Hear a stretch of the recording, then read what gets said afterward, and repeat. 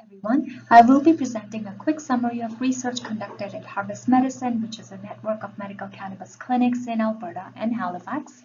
The objective of this study was to find the relationship between fibromyalgia and medical cannabis use for illness severity and symptoms of anxiety and depression. A retrospective chart audit was done on medical cannabis patients seeking therapy for fibromyalgia who had at least one follow-up appointment greater than 7 days apart. Demographic data included sex, annual income, employment status, highest level of education, and cannabis history.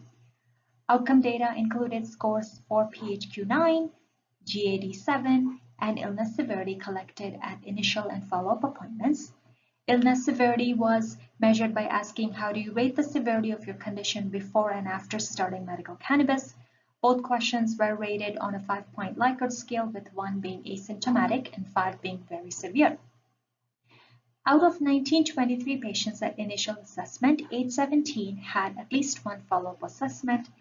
On the table here, you can see that the mean PHQ-9 score at baseline was 10 and 8 at follow-up. The mean GAD-7 score was 8 and 5.9 at follow-up. For PHQ-9, 26.7% had clinically significant reduction, 64.6 had no change in yellow here, 8.7 had worsening. For GAD-7, 22.3 had clinically significant improvement, 72.7 had no change, and 5% had worsening. The score at baseline was 4.12 and 2.91 at follow-up for mean illness severity.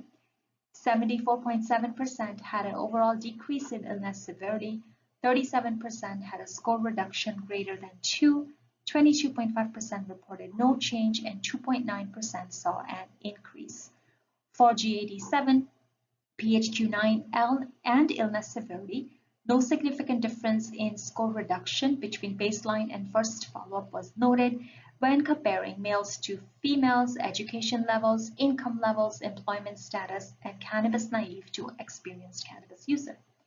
Some limitations of this study was that the data was self-reported. The fibromyalgia impact questionnaire was not used for assessing fibromyalgia. We were able to conclude that there was clinical improvement seen in anxiety, depression, and illness severity. Cannabis naive and non-naive patient had the same degree of benefit, clinical benefit.